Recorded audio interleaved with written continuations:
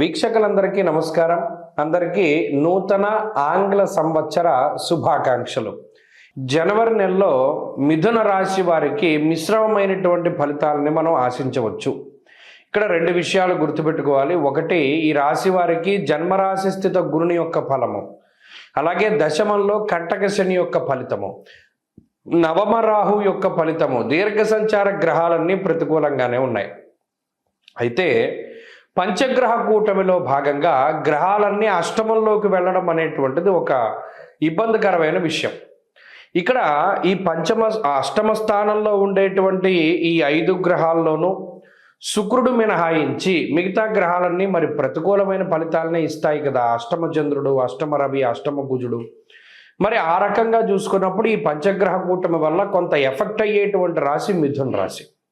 కాబట్టి కొంచెం జాగ్రత్తగా వ్యవహరించాలి. ఇది మీకు జాగ్రత్తను తెలియజేయడానికి తప్పితే ఏదో నెగిటివ్గా మాట్లాడారు, లేకపోతేనేమో కావాలని ఏదో నెగిటివ్ చెప్తున్నారని భావించకూడదు. ఎప్పుడైనా సరే గ్రహస్థితి ప్రతికూలంగా ఉన్నప్పుడు ఏ రకమైన ప్రతికూలత ఉన్నది, దాని నుండి ఎలా బయటపడాలి అన్నది జాగ్రత్తగా చూసుకోవాలి.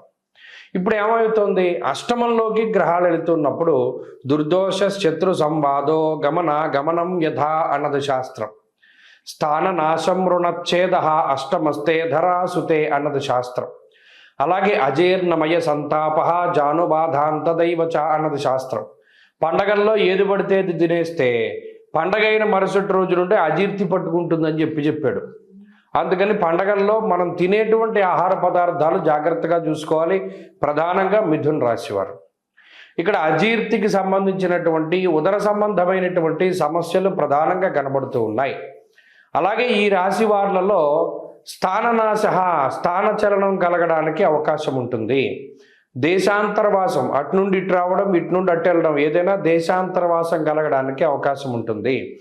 అలాగే దుర్దోష శత్రు సంబాధ, అనవసరమైనటువంటి తగువులు అధికంగా ఉంటాయి.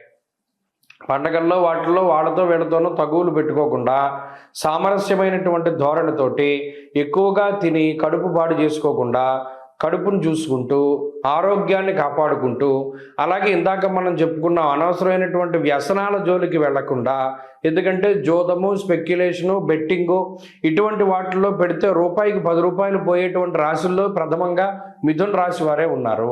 అది తెలిసి కూడా మీరు ఎందులోనైనా పెడితే మాత్రం అది మీ బాధ్యతే, స్వయంకృతాపరాధమే. కాబట్టి ఇక్కడ జాగ్రత్త వహించాలి. పండగల్లో చాలా జాగ్రత్తగా ఉండాలి. ప్రయాణాలు చేసేటప్పుడు చాలా జాగ్రత్తలు వహించాలి. స్పీడు పనికిరాదు, దుడుకు ప్రయాణాలు పనికిరావు.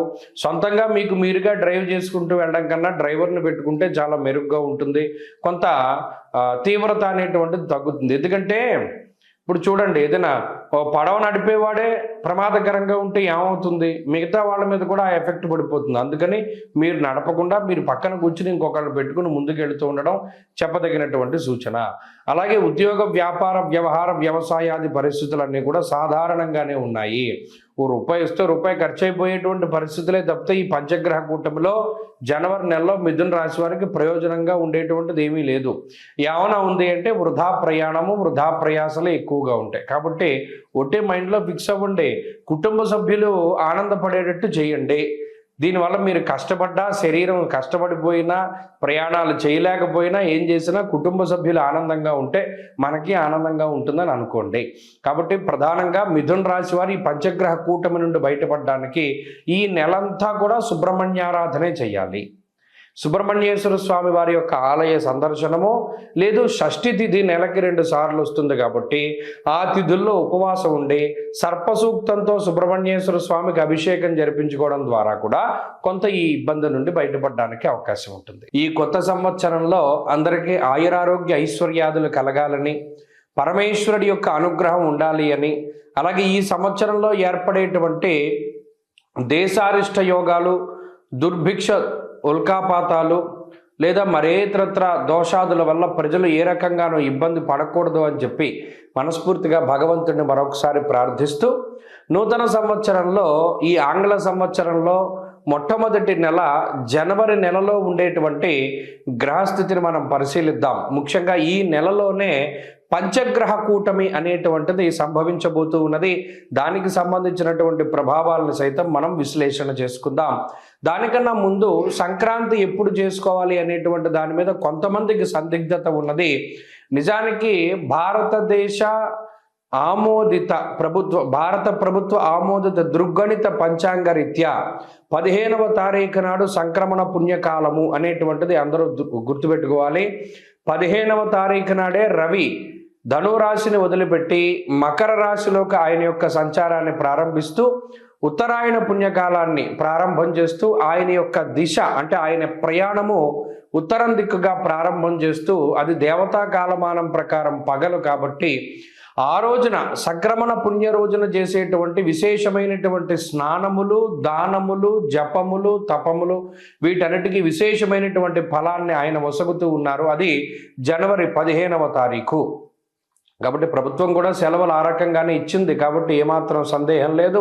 14, 15, 16 పండగలు ఈ విషయాన్ని దృష్టిలో పెట్టుకోవాలి. ఇక జనవరి నెల ద్వితీయార్థంలో అంటే 15వ తారీఖు దగ్గర నుండి ఏర్పడేటువంటి పంచగ్రహ కూటమి చాలా విశేషంగా దీని గురించి చెప్పుకోవాలి. మకర రాశి యందు రవిగ్రహము, కుజగ్రహము, శుక్రగ్రహము, బుధగ్రహము, చంద్రగ్రహము వెరసి 5 గ్రహాల తాలూకు స్థితిగతులు ఇది కాలపురుషునికి దశమ కేంద్రమందు ఏర్పడుతూ ఉన్నాయి కాబట్టి ఇది విశేషంగా ప్రభావాన్ని చూపిస్తూ ఉంటుంది. దేని మీద? వృత్తి, ఉద్యోగ, వ్యాపార, వ్యవహార, వ్యవసాయాదులపైన దీని యొక్క ప్రభావం ఉండబోతూ ఉన్నది. అలాగే అగ్నితత్వ సంబంధం ఉన్నటువంటి రవి కుజులు ఇద్దరూ కూడా భూతత్వ రాశి యందు నెలకొని ఉన్నారు. ఇక్కడ గమనించండి, ఇక్కడ మకరం భూతత్వ రాశి, ఆ రాశి యందు అగ్ని సంబంధమైన గ్రహాలు అంటే రవి కానీ కుజుడు కానీ ఉండడం వల్ల ఇది అకారణమైనటువంటి ఎండలను కూడా సూచిస్తుంది. ఈ విషయాన్ని కూడా దృష్టిలో పెట్టుకోవాలి. అలాగే రాజకీయపరమైనటువంటి విషయాలు కొంచెం ఆసక్తిని కలగజేస్తాయి.